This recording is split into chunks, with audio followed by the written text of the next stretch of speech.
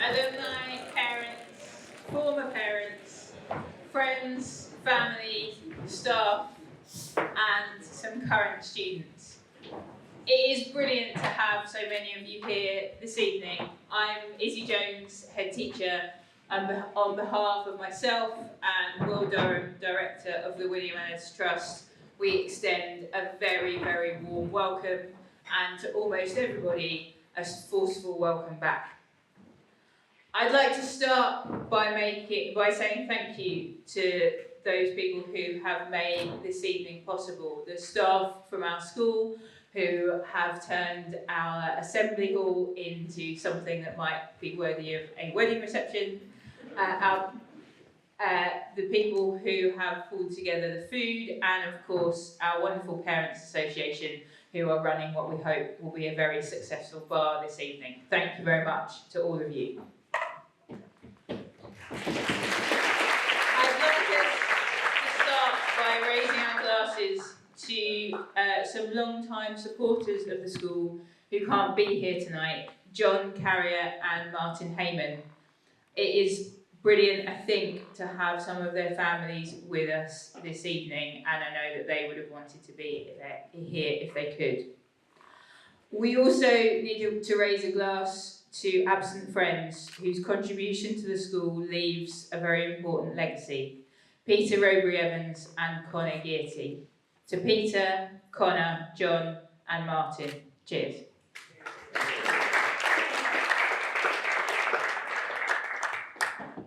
So, back in the 1950s, our founder wrote a book called Education as a Means of Preventing Destitution.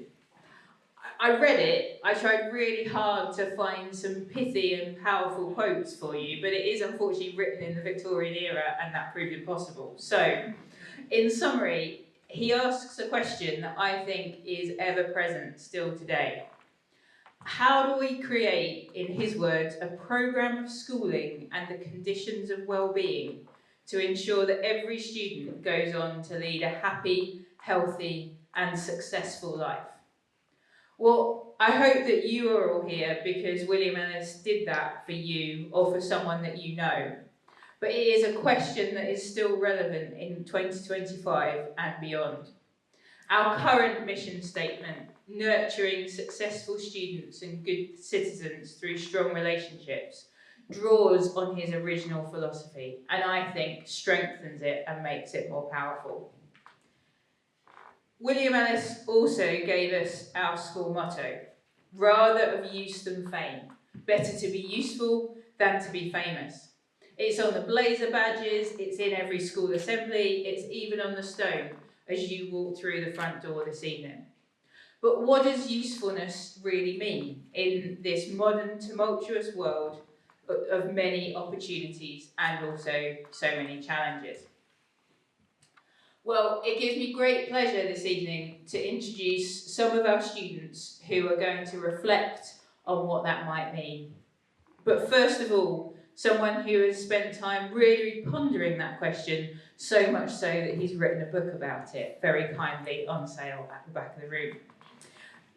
Alastair and Fiona have been immensely supportive of this school for a very long time. As parents, Fiona is Chair of Governors and now Chair of Trustees. It gives me great pleasure to introduce, ladies and gentlemen, Alastair Campbell. Right, thank you, yeah. That's Fiona there, if nobody's ever seen her. And if you want to see the likeness, she's just over there. It's not bad. It's lovely to be here. I've had a very, quite a long day, quite a strange day. I started it swimming in the Irish Sea in Dublin Port. I've spent a bit of time with the American ambassador in Dublin, who, very interesting guy, loves Donald Trump. So lots to talk about. And I've just come from, some of you may know that I co-present the UK's #1 podcast, The Rest is Politics. And we've just spent 2 hours interviewing a gentleman by the name of Michael Gove. And I'm sure the teachers in the room will be fascinated to hear his account of his amazing success as Education Secretary. And it is nice to be here. It is quite strange because both of our sons went here. One of them's here tonight, Callum. And I'd like to think, I don't think your kids always tell you everything, but certainly got the sense that they thought this was a pretty good school that gave them a pretty good start in life. And we've always felt this strong need to support local schools in local communities. And let's be frank, they've faced an awful lot of pressures and challenges in recent years, and to some extent they're continuing. I'm really confused why I've got a guy wearing a Leicester City scarf sitting in the middle of the room. The reason why I'm so confused, I went to school in Leicester and I nearly got expelled because I refused to take my Burnley scarf off the whole time. So you've been sent to Hornby. Anyway, it's very nice to see you there. So the book that Fiona and I have donated to the school to flog to you guys to raise funds for the trust. I actually wrote it. It's called But What Can I Do?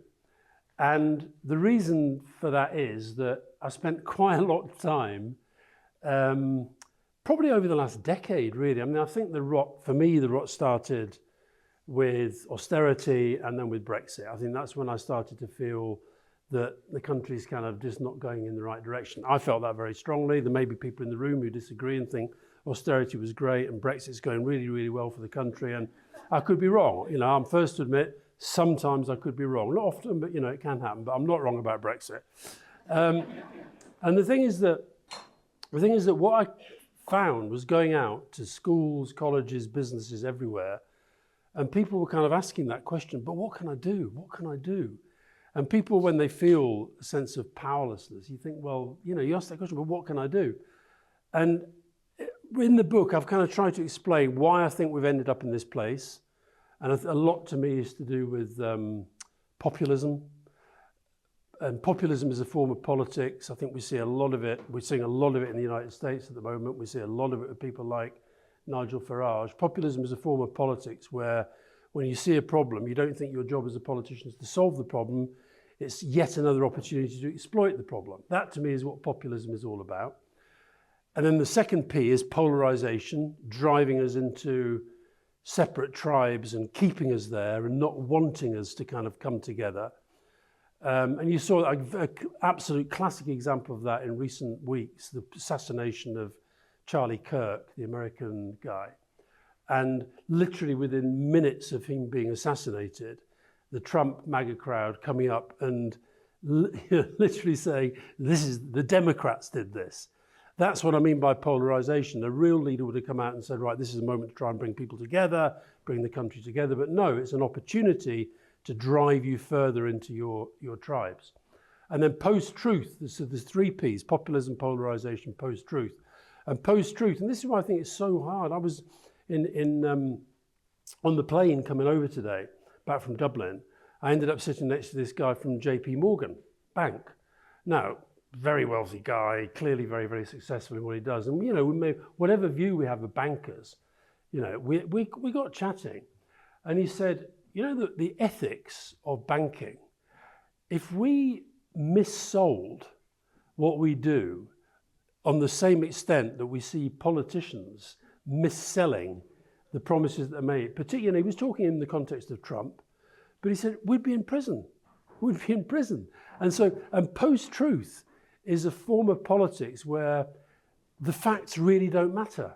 What matters is how you take those facts and you use them to try to sort of generate the support that you're trying to generate at that time.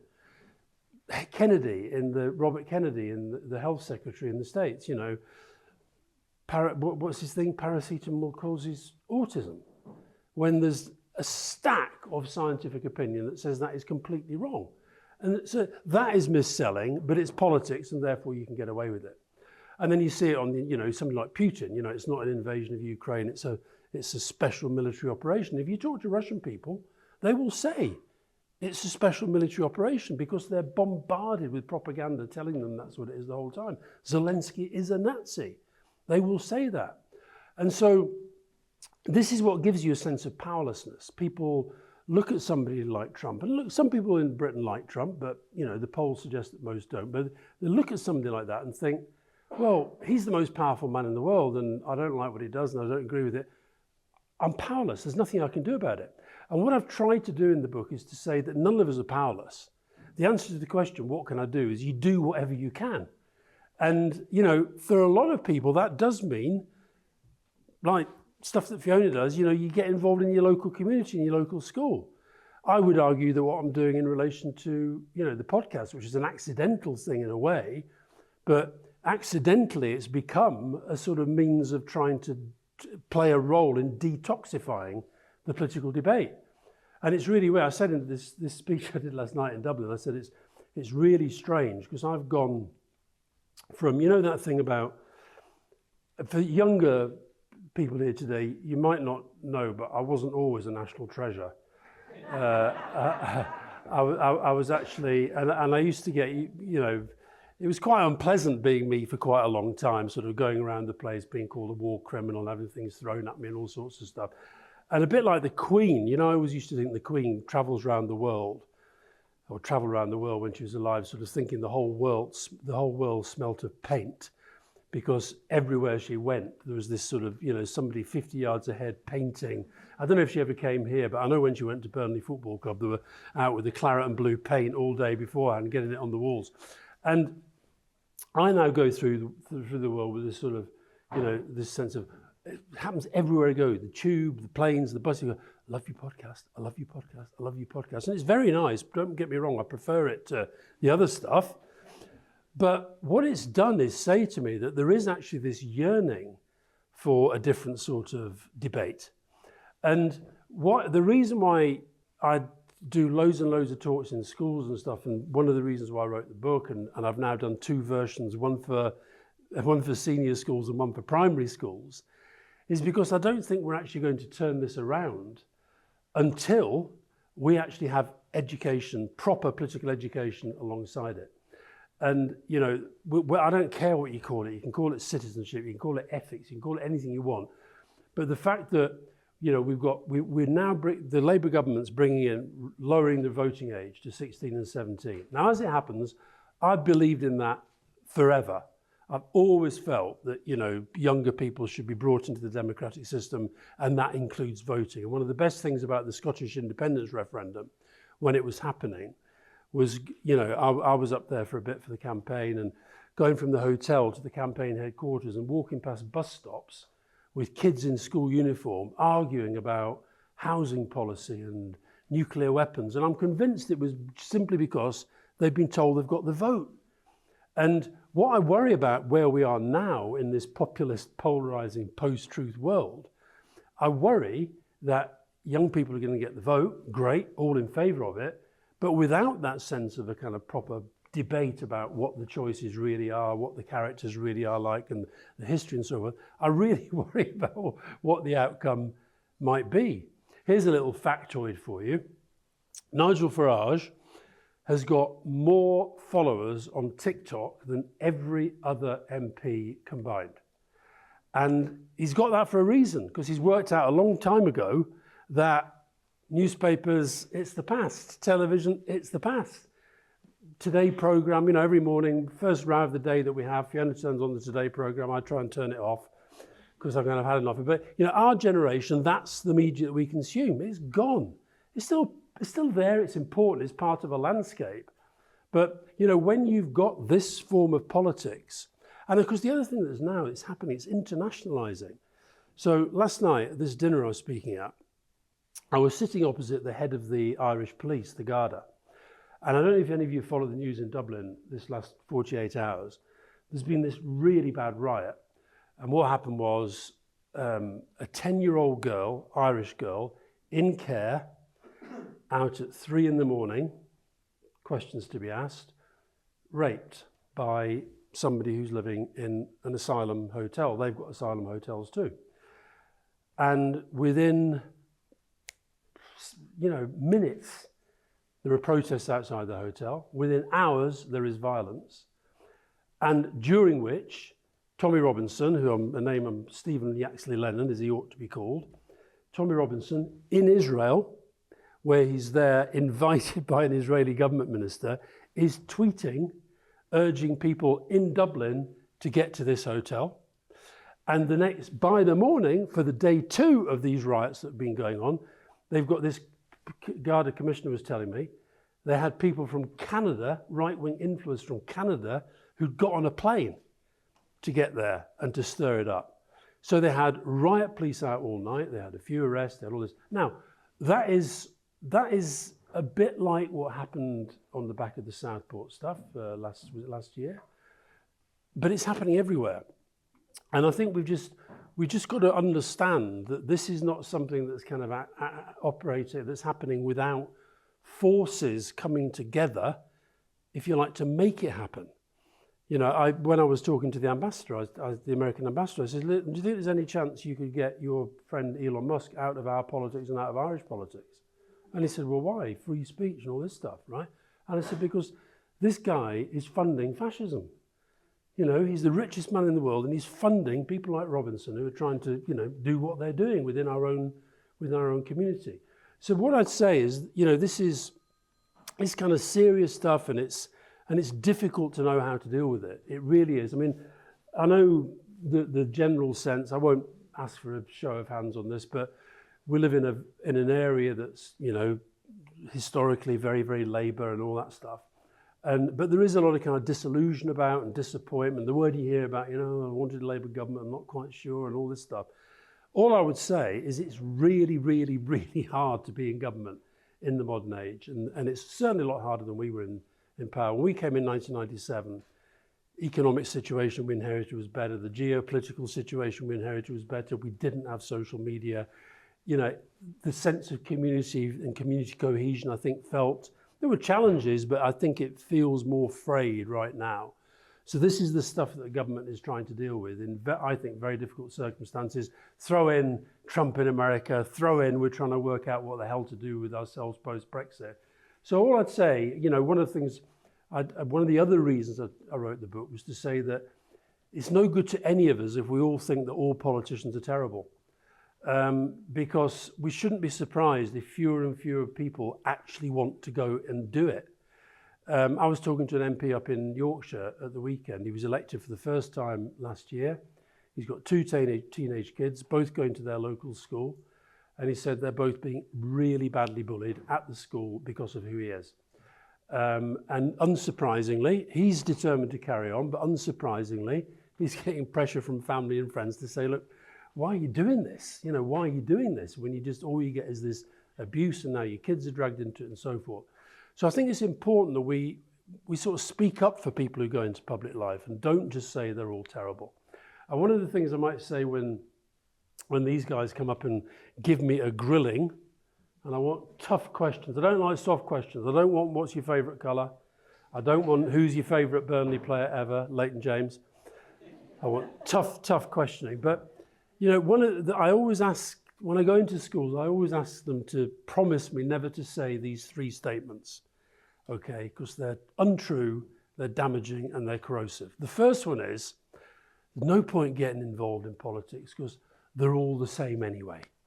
I mean, I've heard that all my life. They're all the same anyway.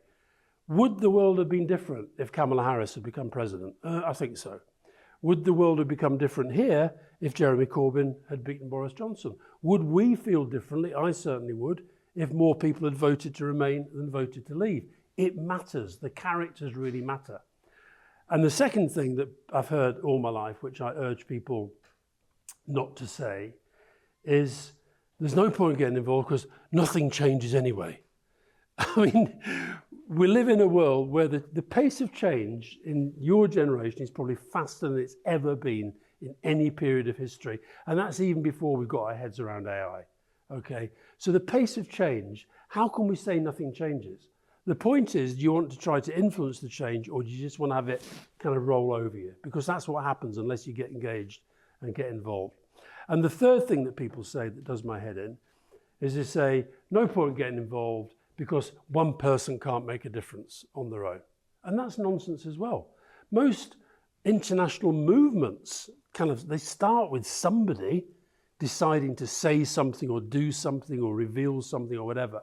And the example I give of I give lots of examples in the book, but the one that I think sort of brings it home best to me is a young woman called Katie Martin. Does anybody know who she is? It's fascinating because I'll tell you the story. So she's at a concert and she notices these two young guys following her around, and they've got mobile phones on selfie sticks and they're filming her up her skirt. Okay? And of course it's a big concert with quite a big crowd. She goes over and there's a police guy there. She says to this police guy, "Excuse me, these guys are following me around. They're filming me up my skirt." "Oh, that's wrong." But he doesn't know what to do. Never had it before. Phones in, checks in with his base, and they come back 5 minutes later. "Well, look, we don't really know what to advise because we can't find any law that it's against." And this is the thing about the pace of change, technology. You know, if you think about the speed with which phones have become integral to every part of our life, booking things, buying things, seeing things, reading things. So there's no law against it. She decided there and then she was going to get the law changed. Okay, this is wrong. I'm going to get something done. So what did she do? First thing she did, upside of social media, went on social media, wrote about it. What happened as a result of that? Lots of other young women and older women came forward and said, "That's happened to me." What happened then? A Liberal Democrat MP by the name of Vera Hobhouse thought, "This isn't right," got in touch with her, started a campaign, made a bit of noise, got on the television, got on the radio, started to campaign on it. What happened next? David Cameron read about it. Vera Hobhouse asked him about it in the House of Commons. And there and then, David Cameron committed to putting an amendment to the Crime and Justice Bill that was going through Parliament at the time, and it became law. One person, an incident happened to one person, she got the law changed within a year. So now, don't get me wrong, lots of campaigns that you get engaged in, they don't work like that, and you fail. If you're an environmental campaigner at the moment, you feel like things are going backwards. You've got this guy in the White House who basically, just at the weekend, you know, you've got this 10 years, the shipping industry has been working on negotiating a new regime for the fuel that is used by shipping, okay, which is one of the big causes of climate change, global warming. 10 years and they've reached a deal. And on the night before, Donald Trump puts a post on Truth Social, says this new maritime emissions deal, it's a green scam, the United States will have nothing to do with it, okay? So, you know, that's a problem. If you're a climate change campaigner right now, you feel you're on the back foot. To which my answer, what can I do? Get back on the front foot. Don't give up, keep campaigning, keep going. And I think that, you know, when there's so much sort of bad stuff in the world to get angry about and to get frustrated about, but you've just got to keep going. And I was on a panel the other day with, it was really interesting, and I'll close on this because I think it's interesting because we've got people of all generations in the room. And it was an event about intergenerational inequality, generational inequality, old people, triple lock pensions, all that stuff, young people struggling to get on the housing ladder, da, da, da, da.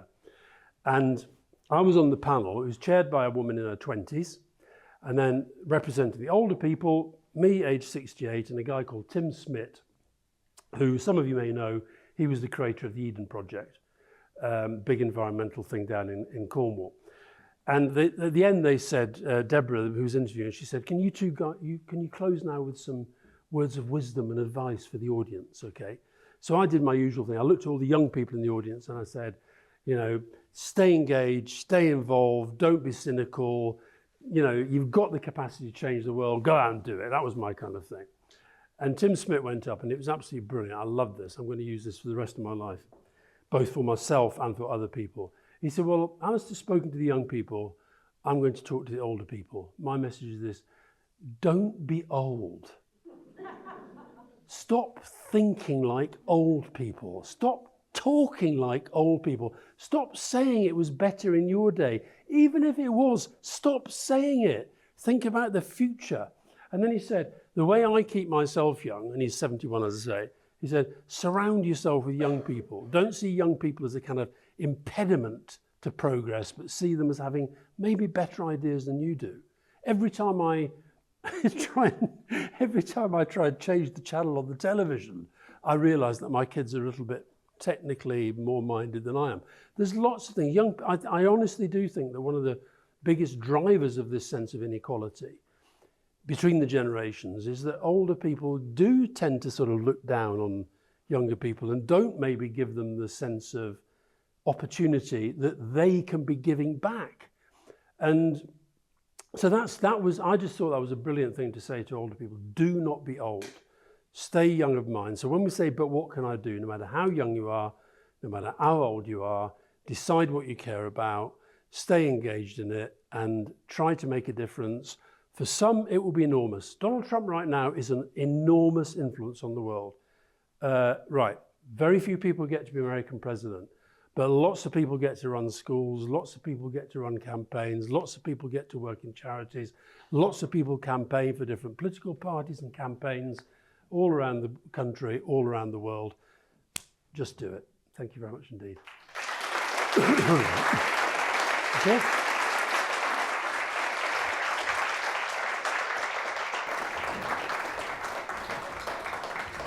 Right, where do you want me to sit, guys? Am I here? Where do you want me? Here, you want me here? Okay, right. So these guys are going to now grill me.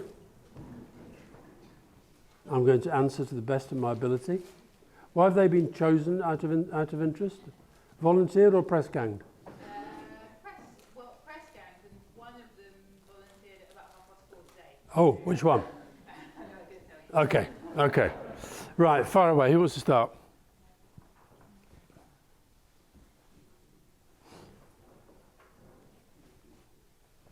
My question is, as AI continues to develop, potentially making some industries redundant, what career advice would you give to people my age? Oh, you see, I do think that's one where you probably know. I mean, I blow hot and cold on AI. I saw a presentation a few weeks ago about the role that AI is starting to play, and if it follows through in the way that this presentation has suggested, could literally transform healthcare in the poorest parts of the world, where you could have somebody who's living in, a really poor part of the Democratic Republic of Congo, who's got a skin condition that they can have treated by the best skin specialists from Johns Hopkins in Baltimore. And you think, wow, that's incredible. And it's being done by this sort of AI model that I can't pretend I even remotely understood it. And then I see the extent to which so many of these, so for example, one of the things I do, I work sort of part-time with a PR company, and a lot of the big PR companies in the world are based in London. And a lot of the stuff that they do very, very quickly is going to be able to be done by AI. People are going to get laid off. The legal profession is going to be really, really, really challenged by it. So the short answer is, I don't know. But what I do know is it's going to, because these things always do, all the sort of, every kind of industrial revolution always creates new spaces, new opportunities. And I think it's the people who work out how they make the most of it for themselves that will maybe get into a new profession, different levels of the economy that at the moment don't even exist. So some days I'm incredibly excited about it, and some days I wake up and think this is going to, when you see some of the people who've driven this, like that guy Geoffrey Hinton, who makes a pretty compelling case that, handled wrongly, it could destroy humanity, then we should all worry about it. And here's where where politics affects so much of this. One of the big debates going on at the moment, and one of the reasons why America has got this real sort of downer on Europe and the European Union at the moment, is because the European Union tends to want to say, this is new, we don't fully understand it, therefore we've got to regulate it properly. Whereas the American mentality says, this is new, this is incredibly exciting, we've got to be in the lead on this, particularly against China. So listen, it is going to cost millions of jobs around the world. The question then is whether we adapt to that by creating other spheres of activity for your generation and beyond. What in your career are you most proud of, and do you have any regrets?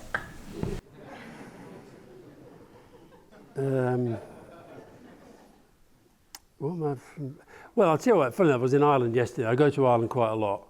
And I think the best day of my political career, where I felt sort of, this is just amazing and I'm so pleased and proud and privileged to be part of it, was when we did the Good Friday Agreement that helped to bring peace to Northern Ireland. That was like, you know, it felt kind of magical. I think I am actually, because in the end, politics in a democracy is about whether you can get your hands on power, and that may, some people think that's like, you know, getting power, that's a dirty word, but if you don't really make the change you want. So I'm really proud of the fact that, you know, I was part of the team that helped the Labour Party for the first time ever win 3 general elections in a row. I'm very, very proud of that. Do I have any regrets? Probably a few, but then again, too few to mention. No, what do I have regret? I regret I was the guy in charge of Tony Blair's relations with the press, and I don't know if I regret, but I wish that I hadn't somehow helped to engineer a situation where my own relations with the press became absolutely toxic. And I don't think that helped the debate and the way the debate was done. And I think it's one of the reasons why I'm doing this podcast now and we have this motto, disagree agreeably. I think you do. I mean, I mentioned the MP that I was talking about. I think if you go into any really high profile, high pressure job that has a public element to it, there's no doubt you do put a lot of pressure on your family. And I think when you're doing that job, you find a way of putting it in a box while you're doing the job. And so I think most people in public life, if they're human beings, will have a sense of that as being a regret. But then, if people don't do it, then we end up with people like Boris Johnson and Liz Truss becoming Prime Minister, and I wasn't very happy about that. Who's next? So, what's your opinion on Trump and his involvement with the peace in the Middle East? Getting quite a few. Yeah. Well, look, as I said earlier, I'm not a fan of Donald Trump. I think he is a populist, polarising, post-truth politician. I think his influence on the world right now is immense, and generally I would argue is negative. Now, I get the other view. That says the world's in a mess, you need a disruptor, you need somebody who's really serious about kind of making change and so forth. So, and on the Middle East, I'm very, very glad that he's decided to focus on it. I think he could have done it earlier. I think his 20-point plan isn't really a plan. It's the framework for a plan. And I really worry that his projecting it already, because he's such a kind of guy, is so addicted to hyperbole and saying everything's the biggest, the best, the most wonderful thing ever. So he couldn't resist saying, this brings peace for eternity. That was what he said. This brings peace to the Middle East. I have solved a problem that others have failed to solve for 3,000 years. No, you haven't. You've just got them for now not to kill each other, right? That's a ceasefire. Peace, this is what we find the ceasefire isn't peace. The ceasefire is the potentially temporary stopping of killing in a certain place. Now, as it happens, there's been some killing since. And so I really, really hope that he stays in for the course. But the other thing I find a bit alarming about it is the extent to which all the other leaders of the world, with the exception of China, are just sort of sitting there, watching it all with interest, and that everybody just sort of has to play along with it. And what that's doing is undermining the international institutions. So, for example, in relation to what's happening in the Middle East at the moment, apart from the humanitarian stuff, the United Nations is barely engaged or barely involved. So I worry about that. So look, very glad he's doing it. Hope he stays focused, but I've got no illusions that it's going to be very, very tough to keep going with it. What about you? If you could change one thing about UK democracy, what would it be? Blimey. I'd change more than one. UK democracy. I've always believed we should have compulsory voting for local and national elections. I think in Australia, where they have it, I think it has the effect of making politicians understand that actually talking to the extremes does not help you. Whereas the fewer and fewer people vote, the more that the extremes become attractive. So I think compulsory voting, but back to my point about I would lower the voting age even further than 16 as it happens. How old are you? 13. I'd give you the vote. As long as you vote Labour. No, I didn't mean that. No, I would lower it though, because I think as long as it's matched by education and debate in schools. And I remember when I used to talk about this, when Grace, our daughter, was about 12 or 13, and she said, why are you always banging on about lowering the voting age? You've met my friends, they don't know anything about politics. And I say, well, look, I could introduce you to 30-year-olds, 40-year-olds, 50-year-olds, 60-year-olds, and so on, who don't know much about politics either. But they've got the vote. And I think if you had, just imagine if in your school, you were every week having debates about some of the big issues that you see talked about in the news, and you were able to vote in elections. I think that would energise our democracy, and that right now that's what it needs. I'd also go back in the European Union. If there's one piece of advice you'd give to the younger generation, what would it be? Don't be old.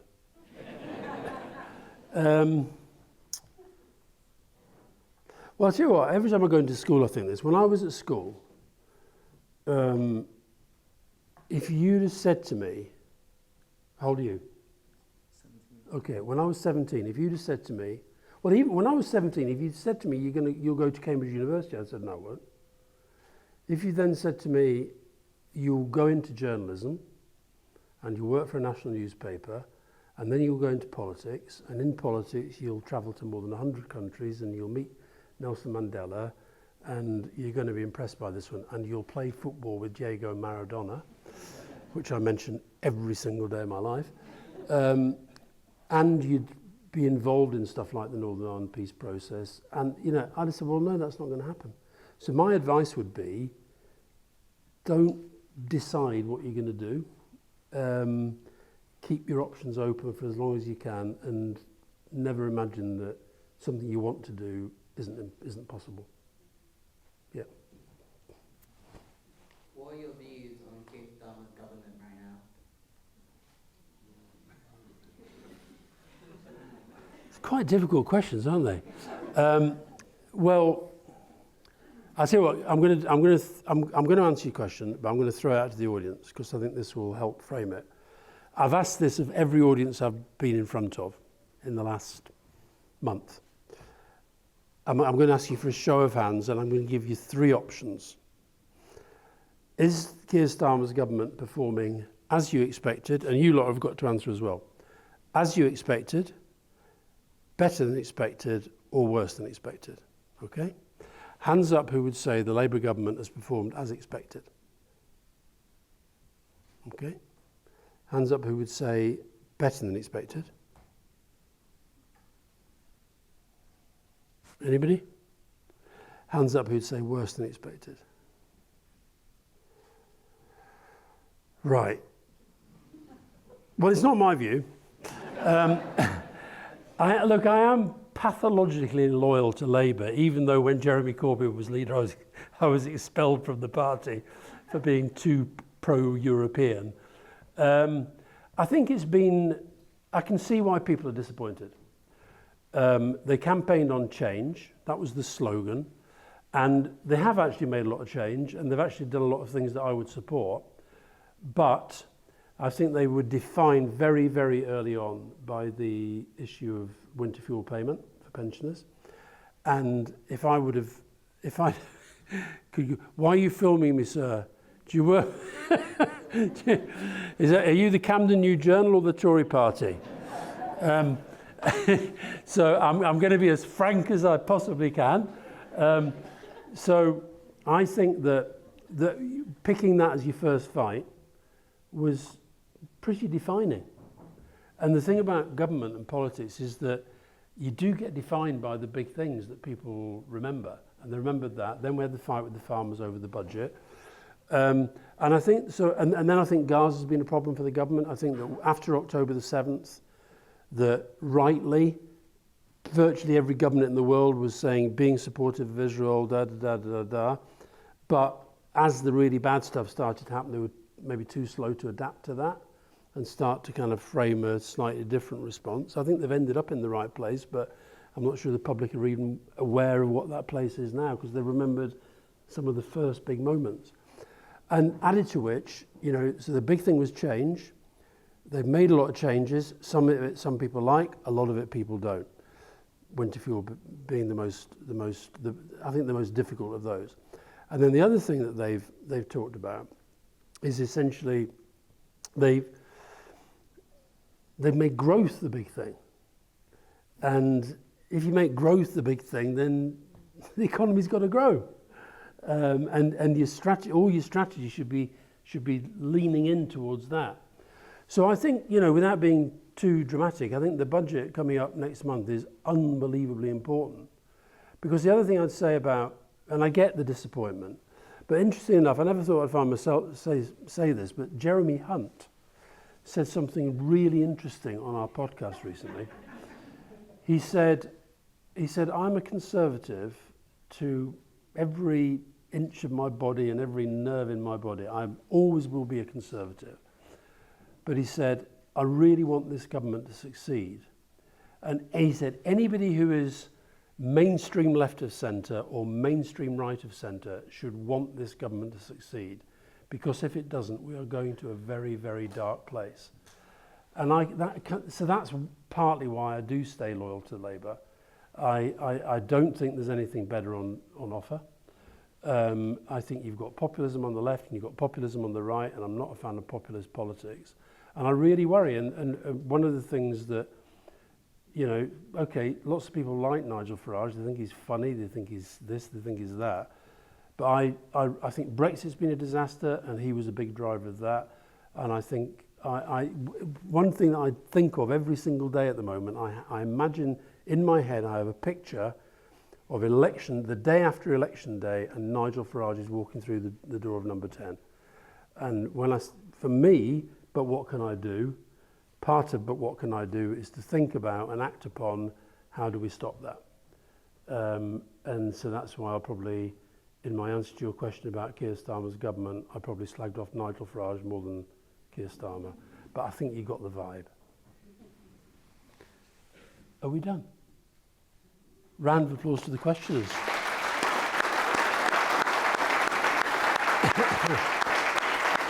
And now,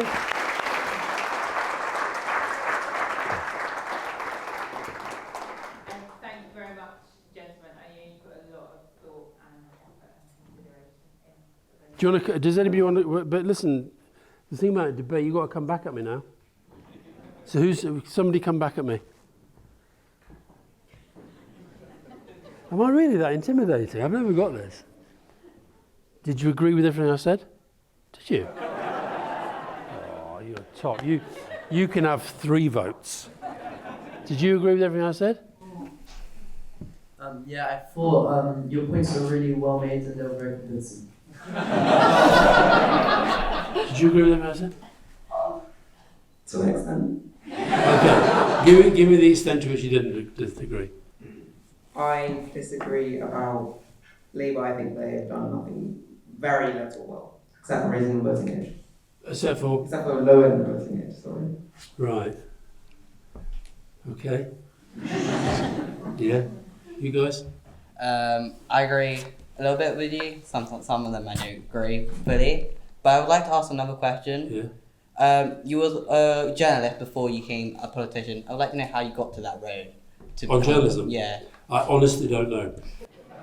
And I really mean that. I started, well, the thing is, I've always loved writing, so I wrote loads at school. And after I left university, I sort of drifted around for a year or two, and I was a busker with my bagpipes. I played the bagpipes in this hall before. And then I saw an advert for a mirror group training scheme. I thought, that sounds really interesting, and I applied and I got it. That's where I met Fiona. Was on the mirror group training scheme. So I can't remember. I honestly can't remember how I even knew about it. There's no journalism in my family. But the thing I would say about, do you want to be a journalist? Don't know. You don't know, that's good. I told you, don't think too far ahead.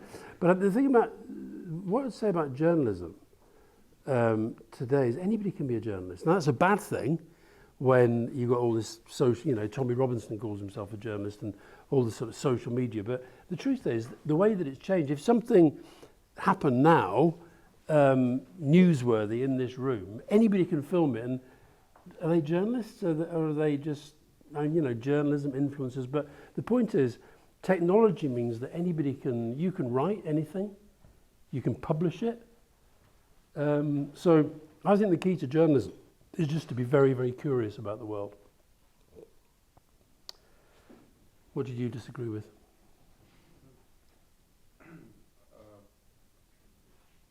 You thought it was... Just the modern day society's problem is like, because of social media and everything, I think people are unrealistic. Like, I'm not knowledgeable enough to know whether what they've done is good enough so far. Right. But I think people just want something else straight away, and it's not possible to have things straight away. Would you know, the Australian government has banned access to social media for under 16-year-olds. What do you guys think about that? Would you go along with that? I would agree, because with like the rise of misinformation, it's easy for young people to get like tricked with all the misinformation going around. Like, Yeah. we all know Donald Trump, he's not the most honest man in the world. So. No. I also agree, because I feel like some young people are too impressionable and they will believe whatever they see. Interesting. What about you guys? I disagree. I think it's not about social media, it's about educating young people into using social media correctly and like. But do you think it's possible to use it correctly? Well, to an extent. Okay. Let's have a vote. Let's have a vote on the panel. Who is in favour of banning social media for under 16-year-olds? 3-3. 3-3. Let's try it with the adults in the room. Who's in favour of banning social media for under 16-year-olds? Keir Starmer, get on with it. Popular policy. Okay. Right, what are we doing now? Is he? Well, they thought about, there were some questions that they thought might come back at them, so a bit of challenge, perhaps. I think Anna has another question though. Oh. I wanted to ask, how do you envision William Ellis in the future with any proceeds or with all of us? How do you envision the school going forward? It's probably better if, I mean, I don't know enough about it, but it's a brilliant school in a brilliant place. And, I mean, you've got challenges, haven't you? Every school does, but I think keep on keeping on. And the thing I love about this school is that it's got a very mixed intake, and I think that's a good thing. What do you think about the school? I think it's a good school that allows us to explore our strengths while pushing us a bit out of our comfort zone to try new things. Okay. Who's your favourite teacher?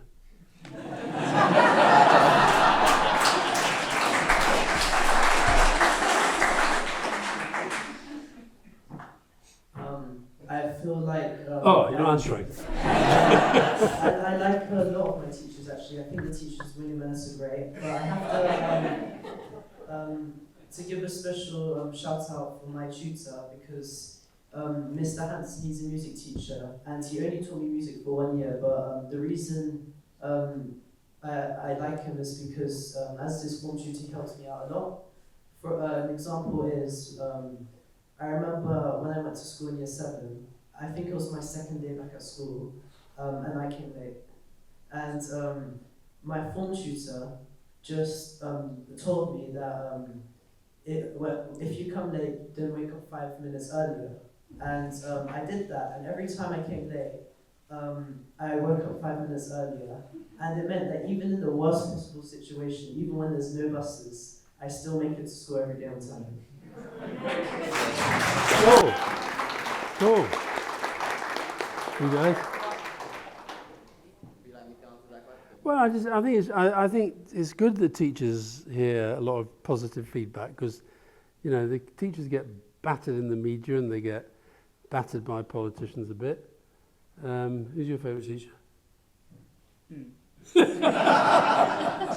I don't go to the school right now. You don't go to the school? I go to the Oh, swap. the swap, yeah. Yeah. Swap's good though, isn't it? Yeah, the swap is... I like being in William Ellis because of the swap. Yeah. You had an automatic place, Yeah. and life was much easier to get to the next level in your education. Yeah. I don't really want to say what teacher I like Okay. most. Okay. Let me throw another question at you then. And are we going to take questions from the audience as well? Yeah, for all of us. Yeah. When do you want to do that? Just give me a nod. Okay. All right. Oh, we'll do that now. No, before which one? The questions you go. What one thing would you guys change in your own school? Is there one thing you'd change?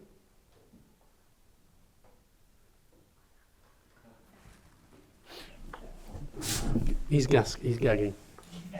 I would change what subjects are compulsory in year 7, because I think that business and economics are very, very important, and I think they should be put into the curriculum for year 7, and currently they're only options at GCSE. Okay. Yeah. What are the changes to the curriculum would people make? Or do you want to make another point? No, you. Me? Either of you.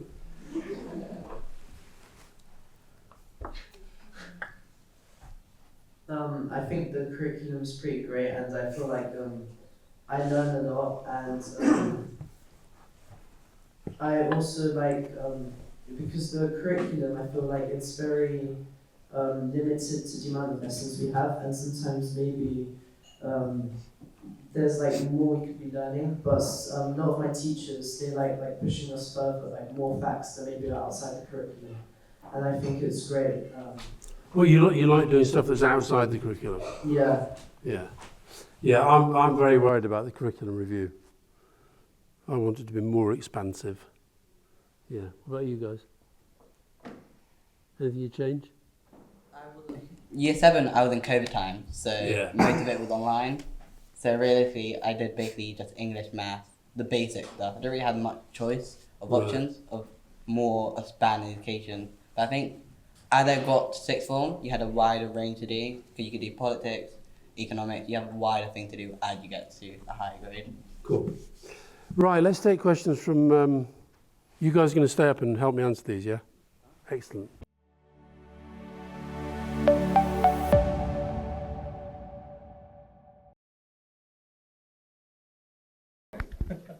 I think we spend a lot of our time talking about the problem of boys, and you can see our boys are brilliant. I mean, they're smart, they're clever, they're funny, they're brilliant. What advice would you give young boys to navigate this whole issue of gender and being a young man today? They get battered with it the whole time, and actually they're great. Yeah.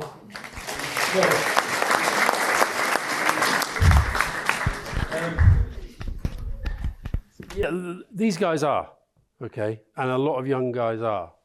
I'm on this thing at the moment called the Lost Boys Task Force, which was set up by Paul Barber, who's the chairman of Brighton Hove Albion. And he had a really kind of quite troubled, challenging childhood and was getting in with the wrong crowd and all that stuff. And he was helped by somebody outside his family. And I do think that, and it's been really interesting since I've got into that, so I think we've got something like 750,000 young, teenagers, school age, senior school kids, boys in this country who don't have, quotes, trusted adult outside the family. And that's where, those who do often will say it's a teacher, often will say it's a sports coach. But I think this is a kind of community thing where, and it's one of the reasons why, by the way, why if I had had the casting vote on the social media, I would have gone for controls upon it, because I think that is a large part of what they're having to navigate. I mean, the extent to which, I know he's a bit kind of, I'm hoping he's becoming a bit last generation, but the extent to which somebody like Andrew Tate became a kind of global house, you know, not a household name, but known in every school, when he kind of exists with this sort of economic model that depends on spreading misogyny and hate and all that stuff, then that has to be challenged. And I think that has to be challenged at the political level. I think it has to be challenged within schools. So my you know, it's not, I hate sort of what advice would you give when you're sitting with people who are going to, probably if you were giving advice, that you'd have bespoke advice, as it were. But in general, I think it is actually about, you know, teaching kids what the real perils of this sort of toxicity is. There's not much more I can say than that. I mean, but the stuff that I'm doing, and the reason I'm doing the Lost Boys Task Force is because I think, you know, I don't think, you mentioned COVID, I don't think we fully understand yet what the consequences of those lost years were. I don't think we fully understand the link between some of these modern societal factors and the fact that we've got record levels of anxiety amongst young women and record levels of suicide amongst young men. I don't think we understand it. So that debate, but what I would like to do is have that debate right out in the open. And part of that is making young men understand that they're being targeted by a lot of this stuff. And I think once you can be clear with people about why something is happening, it's easier then, I think, to help them navigate it. So I'm currently a teacher, a primary school teacher, and we're seeing, I'm in Leytonstone, and we're seeing classes, due to the declining birth rate, having to mix together year 4s, year 5s. Our year 6 is the only one where they've got 3 classes per year. And in our school, it was only built 15 years ago. It's built for 4 classes per year. Now they're having to have 2 years into one class. And that will affect a school like William Ellis in the future. There'll be less pupils coming into here, less families in London. And that means schools like this will close down with amazing teachers, the experienced teachers. They'll be going out, they'll be out of work in London. With their houses, they won't be able to afford it because their schools are closed down. So my question is, how do we deal with the birth rate? How do we deal with helping families within young London to live in London, and then also keeping these schools alive through that increase in birth rate? So it's a long question. Oh, God.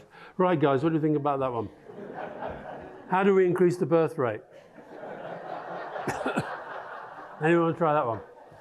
I mean, look, there is an obvious answer to that question. You know, when the welfare state was kind of brought into being, what was the average life expectancy? Was what, 60? Was it? I think they worked it out. Let's give everybody 2 years of a pension. It was kind of just above the mid-60s level. That's why the pension is set where it is.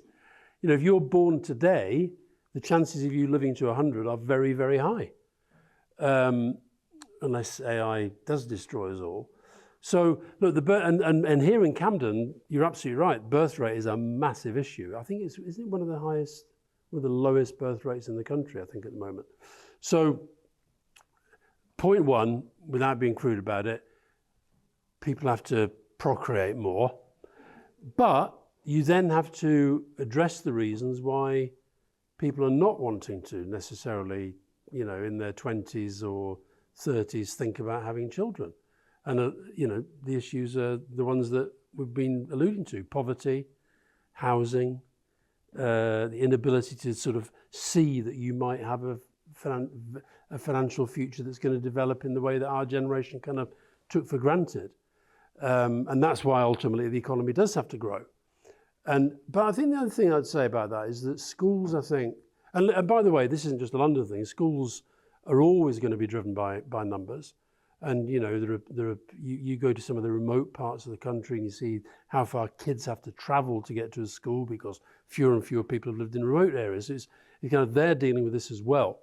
And I think what I'd say to that is I think schools maybe have to adapt to become more than just schools.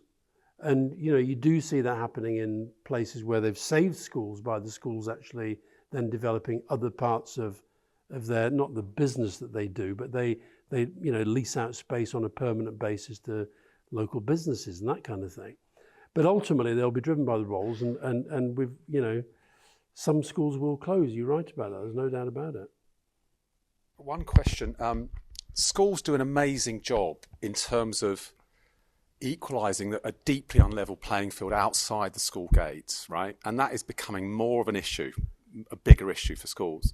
They're acting like social welfare hubs in many ways. In retrospect, would you be more ambitious in terms of being progressive on taxation, on actually equalising society outside of the school gates, given what we know now? And of course we are witnessing increasing inequality. And those people like JP Morgan you meet on the planes, incredibly wealthy. Would you be more ambitious in terms of progressive taxation, whether it's wealth and income, in hindsight? Back in the day and now, I guess. Yeah, back in the day. I can't remember, maybe a historian in the room who will know, but I can't remember the last time that in Britain a national party won an election by saying they were going to put up income tax. And it's one of those things where, and look, I think one of the reasons why people are a bit disappointed with the government is because they don't feel they've been radical enough on ABC. And I think part of that is because they actually closed the door on two very big things, saying they wouldn't raise income tax, VAT or national insurance on working people, and they put it on business. And I suspect that the numbers now are such that in the next budget, I think we'll see whether one of those goes. But they did that as a defensive measure in an election that they realised the last government was very unpopular and likely to go, but they didn't feel they could risk it. And likewise, the other thing I wish they hadn't ruled out was rejoining the customs union and or the single market, both of which would really help our economic growth. If we could do the right deal with the Europeans and they'd want us back, which I think they would. So taxes are really, people will often say in relation to tax, we should pay more tax. But then it's very, very rare that they then go out and vote for it in numbers sufficient for you to be able to put it into practice. And the point about the JP Morgan guy, who, you know, was clearly very, very wealthy, I think at the moment, one of the things that Zach Polanski, the new Green Party leader, is pushing is this idea of a wealth tax and a tax on assets. And all I'd say about that is that whether we like it or not, we still live in a kind of globalized economy. I would be more progressive on tax, I would be, but I understand the reasons why they're so reluctant, because political history suggests it's not as easy as it sounds. What do you guys think? Would you prefer that we paid more tax so that you could have more money for better public services? Who's in favour of higher taxes?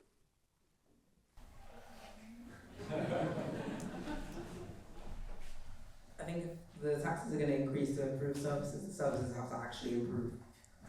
There's no point. Oh! You would like more investment but alongside reform. Very new Labour. I don't think that tax needs to increase, but I think that the government should be more careful and more thoughtful about what they spend the tax money on. So what are they spending money on now that you think they shouldn't be spending money on? Well, unnecessary things. I think they should invest more into schools and things like hospitals. Okay, but to invest in that, you've got to not spend that money on something it's now being spent on. What would you not spend money on that's being spent now? Well, I'm not too sure, but I feel like there are some things that are not really right. Okay. You guys?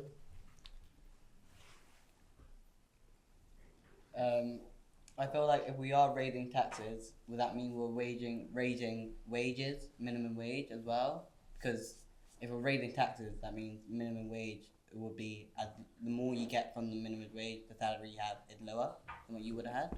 Would you like the minimum wage to be higher? Probably, if Yeah. you're raising taxes. The Labour government did raise the minimum wage. Yeah. Yeah. Was that a good thing? That's two good things. Lowering the voting age and raising the minimum wage. Okay, okay. Another question. Thank you. It's a question about hope. So you got a show of hands about the Labour government, and lots of us said that they're not performing as well as we would like. But that doesn't mean that we wouldn't vote for them. But I think generally people need hope. Mm-hmm. You have, as a kind of counterpoint to that, kind of populism, big lies, empty promises. How do you create hope as a responsible, centrist government against populism?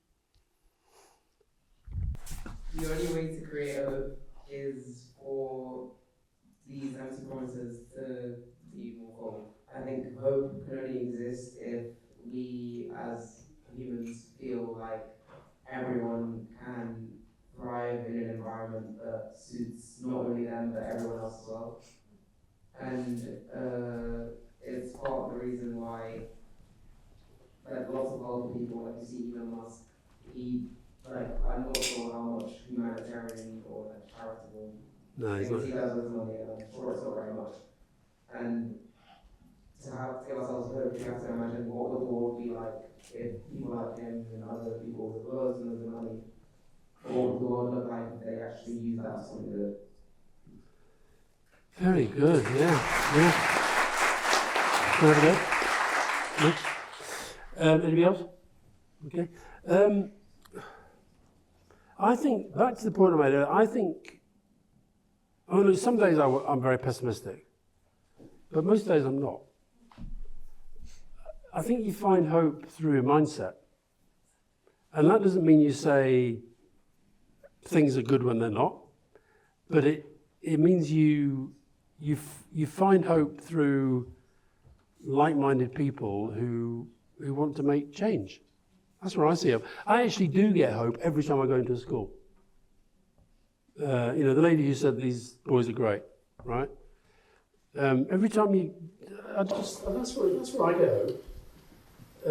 I think sometimes partly because Trump is so dominant in the global debate, Musk is another very important factor. He now, literally owns the biggest social media platform in terms of access to the people in this room. The advent of TikTok.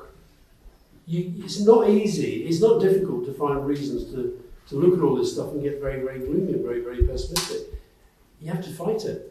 And I think the other thing that's important is to understand just how many terrible things the world has been through in the past and terrible phases the world has been through in the past. Now, I don't know, you mentioned COVID, right? If you think about this generation, financial crisis, global financial crisis that, probably just before they were born, but we're still living with the consequences of it.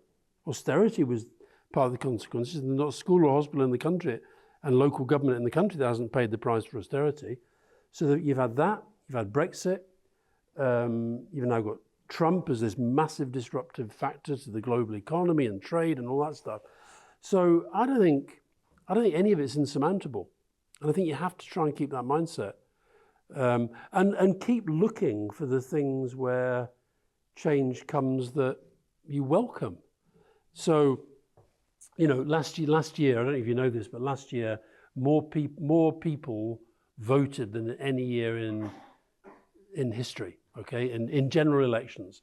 All right, a lot of them didn't go the way I would have wanted them. Trump won, but, we can be disappointed, but I'm still glad that Labour beat the Tories.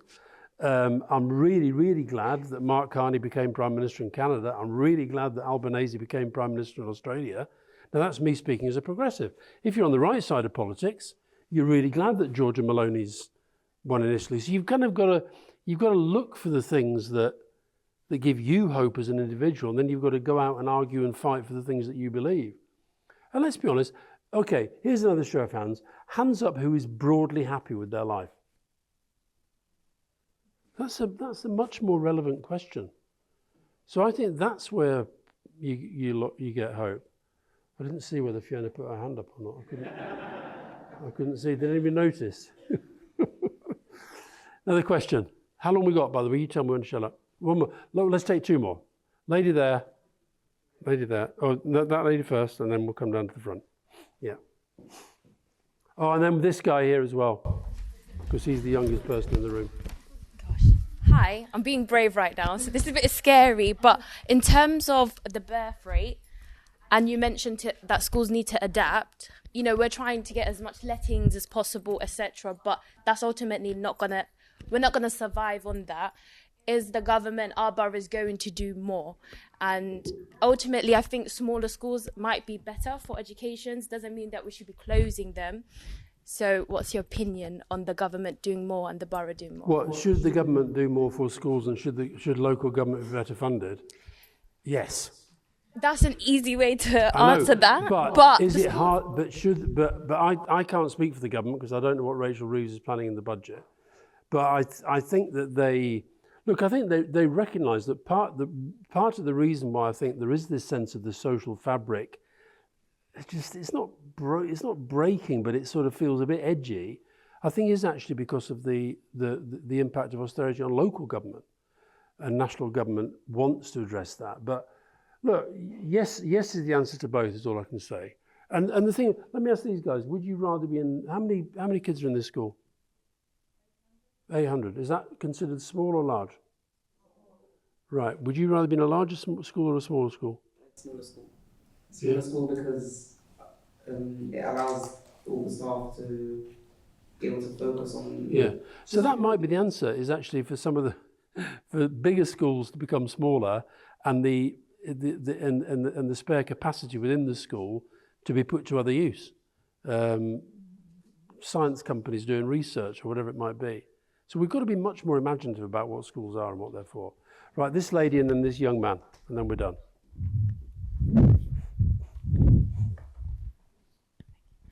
First, I just want to say I'm really, really impressed with this panel and just how well-spoken you are, how thoughtful you are. And I'm guessing there are some parents behind this that are very impressive. And I think, as I look at that and I realize, I think the vast majority of parents are very caring and actually very involved and are worried about social media. And I know we are. I have 3 boys. And actually my worry for them is not so much that they're going to suddenly fall into misogyny. My biggest concern has been, how are they going to be encouraged by the school system to become the very things that are wonderful about boys, which are sometimes their awkward ideas, sometimes their strength, their attraction to power, their ability to be just powerful. That I think current society is too scared of what boys are and isn't encouraging them to be the very things that make you what we need. So my question is just, do you feel that, I'm new to the school, I just want to say that first so it's no reflection on this school because we're new to this school, but I felt that my boys have been punished, silenced, and had a hard time finding their way as boys in school. Here? No, I'm new to the school. Just want to say that. Okay. Brand new. Okay. Before? Yeah. Okay. Well, I'm probably less qualified to answer that than you guys. I think that the school motto, rather use and fame, is really important because being useful is how we can progress, is how we can sustain ourselves. And I remember someone asked, well, I'd rather be like Ronaldo than be like useful. But Ronaldo is very useful.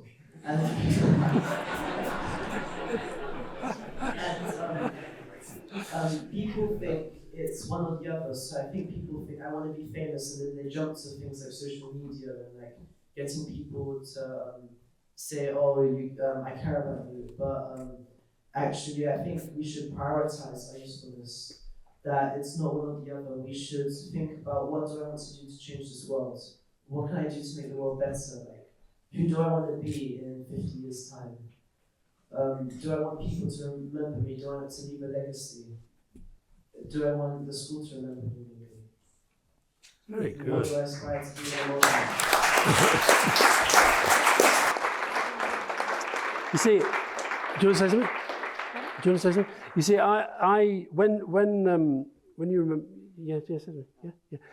I'd like to say that I was always in an all-boys school, but I think since being in an all-boys school, it's kind of better because you're in an all school with already boys, and you can just be boys instead of worrying about everything other than just you. So I think in being in an all-boys school is probably better. Oh, okay. Interesting. Yeah.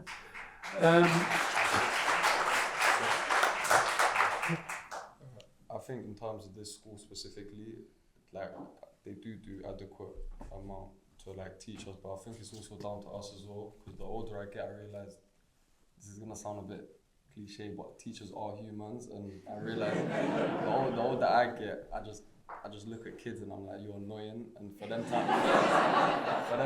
them to deal with it, like looking back, sometimes even me, I used to argue with silly things, and I'm thinking, how did you put up with that? And then, yeah, I think every PSHE lesson they do enough, but I also think like we're not babies. You have to be responsible. Sometimes the things you see online, you just have to be conscious and aware to say that that's not right. That's just that's silly. Yeah. Just ignore it.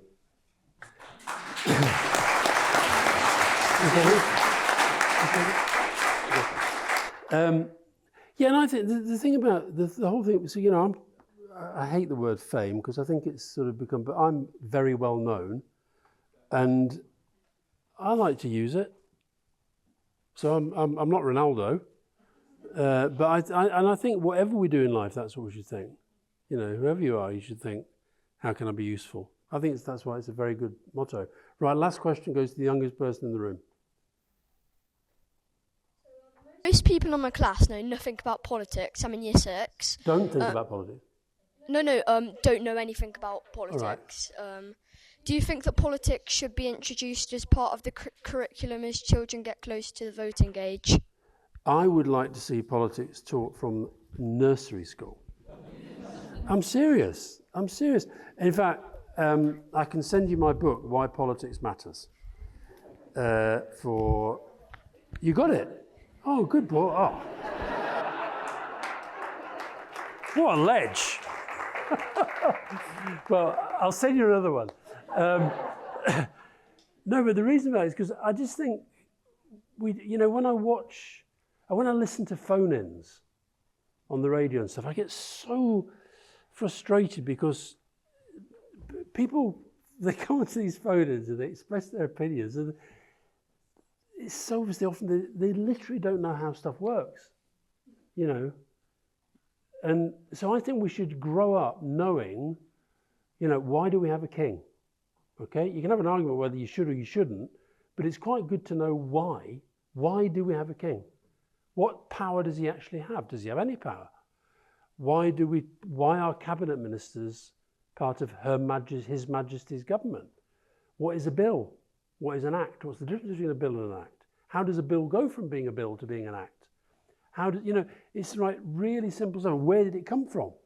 And the thing I do when with the primary school, but when I've gone into primary schools, including Gospel Oak where our kids went, kids love talking about that stuff. I remember the last time I went to Gospel Oak, I explained to them why in the House of Commons, the dispatch box, where you've got the Prime Minister there and the Leader of the Opposition there, and explained to them why they're that distance apart. And I don't know if you remember this from the book, but it's 2 swords lengths and 1 inch. And the point being, you know, argue it rather than kill each other with swords. And honestly, these kids were just mesmerized. They loved it. And they started working out how far apart do you have to be not to have a fight. And it's like, you know, and I just think we should because it's, you were talking about what's interesting. You want business and economics. And, you know, and by the way, I totally agree with you, because I think kind of the lack of political knowledge is a problem, but lack of money knowledge is a problem right now as well. So, you know, sorry, I'm waffling on now. Yeah, I'd learn it. Well, with our kids, as they were born, I said, now, this is how politics works. And you have to be Labour. I failed, I'm afraid, but never mind. There we go, we're done. Thank you very much indeed, and thank you, boys. Absolutely brilliant.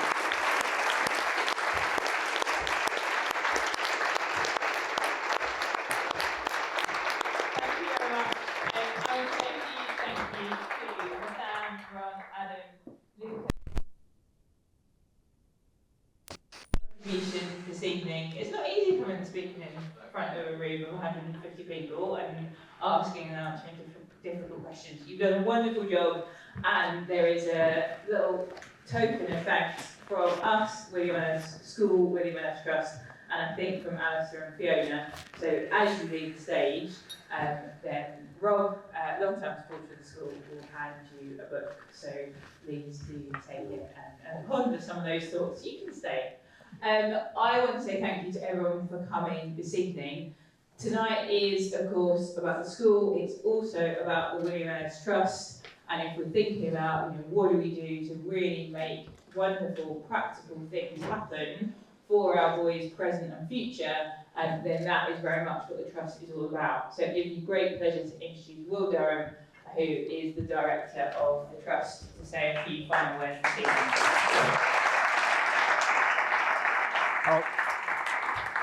Thank you so much for that, Izzy. I did tell you weren't allowed to use my "but what can I do" analogy about helping us today, but here we are. And by way of introduction, my name is Will Durham. It's my honour to be the first director of the William Ellis Trust. The Trust is the charity that's always been associated with the school. Legally, we're known as Birkbeck and William Ellis Schools Trust. We go back to 1862, when the school was first founded in one form or another. And in all that time, I am the first full-time employee. We have Mike, our wonderful clerk to trustees, and clerk to governor, who's here, who's also employed by the Trust.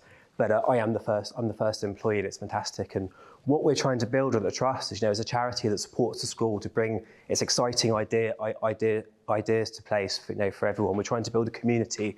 It's wonderful. Our trustees, we have a number of alumni that sit on our trustee board who are here helping us drive this forward. We've got former parents, current parents, governors, Fiona, our chair of trustees, and we're looking to build a community around the school of alumni, people in the local community that believe in what the school is trying to do, that want to open up opportunities for our students. And so that question, but what can I do? There's, I've left a lovely little flyer on everyone's tables. Pick that up. There's a few suggested actions on there that we can all take, to open up opportunities, for these fantastic young men that I'm standing here in front today, and the 794 other students, other pupils at the school today. It's really warming. It's really warming to see how many of you are here today that still hold that special connection. My cousin John's here. He left here in the mid 1960s. It's his first time back in the school. And there's any number of alumni here that've gone on to do fantastic things. You've asked that question. Ollie sat there. He's just started his own social enterprise to solve a problem that he's found in the world and preparing young people for work. There's so much that we can all do together. And if you want to support the work of the Trust, please do consider making a donation so that we can sort of help make more opportunities. We're hoping to raise about £1,500 from donations from tonight. We're already at £400 because people have kindly already made donations. So please do consider providing us with the income so we can drive forward opportunities for our students and young people. You can do that by you can support our playground redevelopment by going to see our fantastic volunteers from Westborough who are serving alcohol and soft drinks at the back there. You can help us by eating all the sandwiches. You can talk to our head of PE, Josh, who's excitedly waiting to talk to you all about our exciting new plans to redevelop the playground here at the school. And you can come and see myself and Alastair, who I won't be signing copies of his book, but Alastair will. We've had a bit of a technical mishap. I'm the only one that can take payments, so I will be there as well. As many of you know, I've contacted many of you on LinkedIn. We're connected. Please do stay in contact with me. We're really open. We're conduit into how we can best support the school. There's so many actions that we can take, and we'd love for you to be part of the journey. As the Trust goes forward from here, it becomes a much more public entity, part of the school, and helps open up opportunities for these fantastic young men. I have to say, very daunting getting up here to speak after these fantastic communicators. It just put us all to shame, and I guess Alastair. But also, really wonderful to be here. I'm really looking forward to having conversations with all of you. There's any number of people, any people here that can do fantastic things on behalf of the school and in the wider community, and we really look at the Trust. We're really looking forward to being part of that journey with you. So thank you.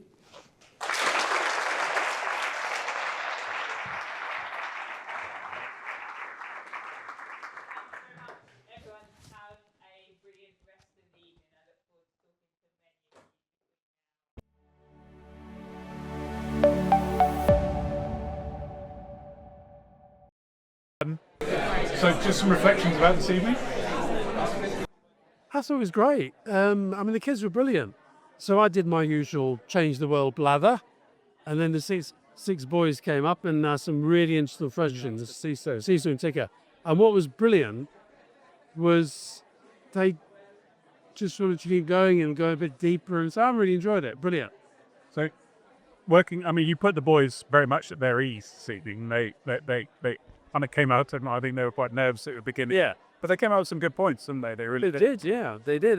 But they were all very, very positive about their lives, about the school, less positive about politics. But, I think, one of my central points is that the more that you demystify politics to people, the more they might get into it. They had good critical brains. So, and I really, really enjoyed it. Really enjoyed it. And you've had a long connection with the school. Both my sons went here. My daughter was in the swap. And there's my missus over there on the wall. So I think she's the only chair of governors. The rest are all head teachers. Yes, I noticed that earlier. Yeah, It's sad, isn't it? yeah. So there you are. But your wife's been a very long-standing... No, Fiona's been amazing for his school and for Gospel Primary School as well. And, I think good governors make a big difference. 100%. Yeah. I remember being the school improvement partner here and being nailed to the wall by your wife. Yeah. Oh, bro. So in terms of the future of a school like this, we talked earlier about the potential for small schools being future then, but you mentioned your idea of potentially sharing premises. Well, it was interesting. One of the questions from a teacher of a different school was, declining birth rate and what's going to happen to these sort of huge schools in areas where they don't necessarily have the kids to fill them anymore. And I think schools will have to start adapting. I like to ask those questions. Okay. And I just think it was really important for Alastair just to be authentic in terms of his insights about the world of politics. And he broke it down, which is really important. Yeah. So, So you related to the... It's very relatable. I work for a corporate, and I'm all about inspiring young people. And today would be really important to have their word and have their viewpoints. And in terms of the Lost Boys... task force. I'm a trustee for a charity called Man and Boy, and they're all about supporting young people that need those role models, whether it's uncles, grandfathers, men in society to be able to be that trusted person. And so I'm on the board to make sure that those young people have somebody to turn to help them through those turbulent times of 8 to 12-year-olds. So everything was just really on point in terms of my beliefs. And I put people at school boards, right? So coming into the school and speaking to many of the governors, there was just so many relatable reasons why I'm here today. Brilliant. And what's your connection with the school? So I put people on boards and charities. I know Will from governor of the school. So I work closely alongside him, and we put people in business and in corporates into boards to make sure they've got the relevant skills such as legal, accountancy, transformation, all those great skills that's needed on boards. I find those people within our business to sit on those boards to make them diverse, young women, people of ethnicity, so it affects the communities they serve. So that's what my role is. So it's corporate responsibility and sustainability. That's in effect what I do. Lovely. Yeah. Well, thank you so much. Yeah, so just what were your reflections on this evening? I thought it was really good. I thought it was really interesting to hear from the boys who were here now. I think as you grow up, you kind of think, oh, they're little boys, but you forget at that age you have all this confidence, and sometimes, you need someone to shine a light on it. So I was very impressed. Yeah, I was very impressed actually as well by the way that Alastair put them at their ease. He's very good at that. I think, he's giving them a chance, letting them speak. And what's your connection to the school? I came here about 20 years ago. Did you? Yeah. What's it like coming back? It's funny, I need to go and like look around because not much has changed. It's like you remember, it's like the different spaces give you different memories. Because you didn't spend much time in here, so I'm quite keen to kind of look around. But it's really nice. I had a really happy time here. Great. One of my classmates is here, and It's nice to be back. Love the opportunity to work. Yeah. Okay, thank you so much. No worries. Appreciate it. The first thing I did was walk through the halls and took pictures. I don't know if I'm allowed to do that. So I haven't been here for many, many years. It must have been, I was 1984 to 1988. Okay. So quite some time ago. That's the first time you've been back? I've been back once or twice, but I was with a tour and I did a talk, and actually to walk the halls on your own, right, and remember the room that you used to be in, and I got in a little bit of trouble. The rooms that I used to have to stand outside. Okay. I think some of it looks the same. The lockers, I think, the city lockers. I think so. Right.